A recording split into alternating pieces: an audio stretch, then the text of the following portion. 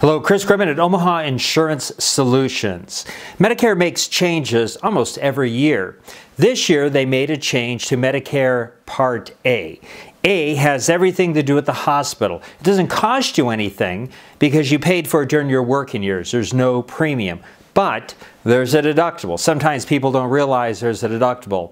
In 2016, the deductible is $1,288. This year, for 2017, it's been bumped up to $1,316.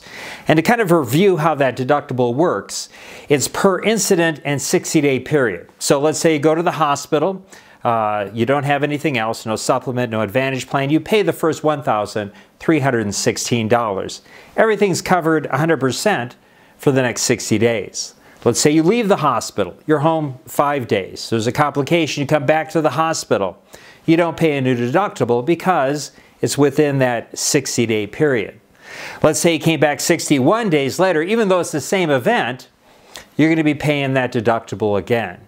Or worse, let's say you leave the hospital again, second time, it's 20 days later, you're out driving around, you get in a car accident, you go back to the hospital. It's within 60 days of that first event, but now you have a new event, so you pay a new deductible. Now, that deductible, again, is something that you're on the hook for, the $1,316 if you go to the hospital.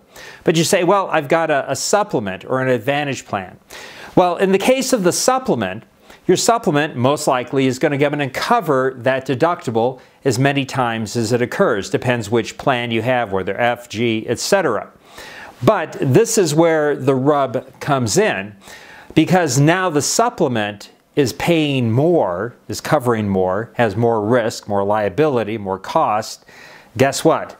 They're going to be passing that cost on to you in terms of rate increases. Maybe not right now, but it might be a month or 6 or a year from now. But it'll ultimately be passed on to you. Now, in the case of Medicare Advantage, that's a little different. Again, the cost is passed on to the insurance company, which is passed on to you. It will filter itself out eventually in different co-pays. It's not quite as clear-cut there. But ultimately, whenever there's a rate increase, whenever there's a deductible increase in terms of Medicare, it ultimately filters out to being paid by the consumer, the Medicare beneficiary.